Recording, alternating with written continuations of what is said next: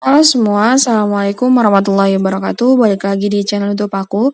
Kali ini aku bakal ngasih tau ke kalian cara untuk menambah jasa pengiriman di aplikasi Shopee untuk kalian para penjual di aplikasi Shopee.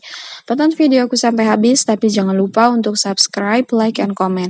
Yang pertama tentunya kalian harus mempersiapkan terlebih dahulu aplikasi Shopee, baik bisa melewati laptop ataupun juga bisa di handphone ya teman-teman ya. Jadi kita masuk terlebih dahulu ke aplikasi Shopee-nya. Oke, aku keluar dulu ya. Tadi aku sempat masuk, kita keluar dulu. Nah, kita masuk lagi. Nah, kalau sudah seperti ini, teman-teman bisa langsung klik di bagian yang saya. Nah, di saya ini teman-teman bakal dihidangkan seperti ini tampilannya ya teman-teman ya. Lalu teman-teman kalian bisa masuk ke toko saya terlebih dahulu.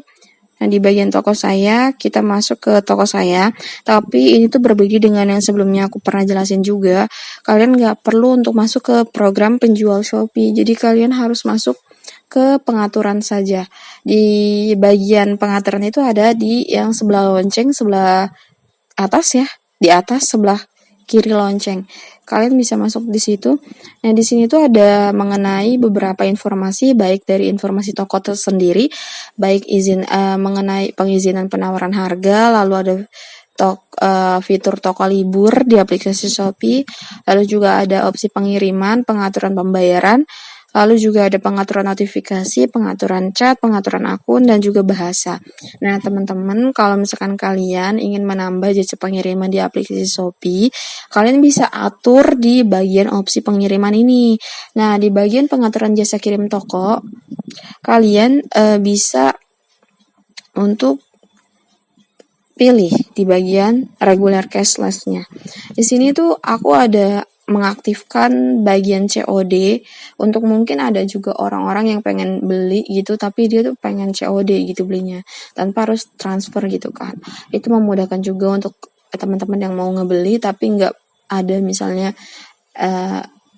banking gitu ya, banking di handphonenya gitu kan.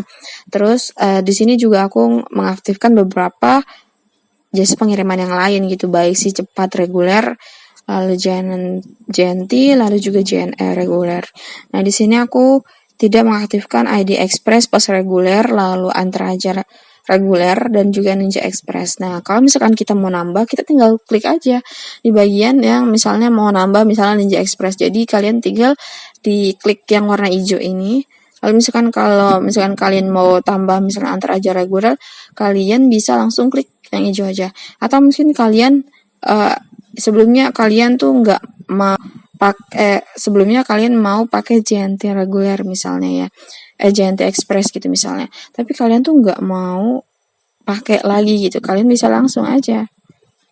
Oke, sorry, maksudnya JNE reguler aja ya, soalnya tadi nggak bisa, kita misalkan JNT reguler, kita nggak mau, nah kita tinggal gituin aja, kita matikan saja notifikasinya.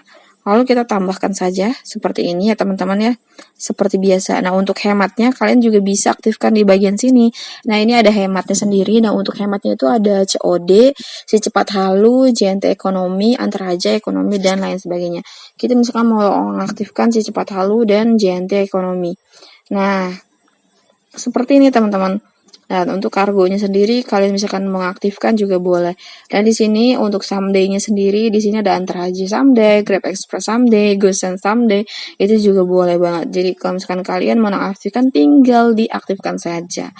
Oke teman-teman, nah di sini juga ada ambil di tempat misalnya untuk paket-paket yang misalnya ada teman-teman yang pengen ngambil di tempat gitu paketnya, itu bisa kalian aktifkan saja fiturnya di bagian ambil di tempat.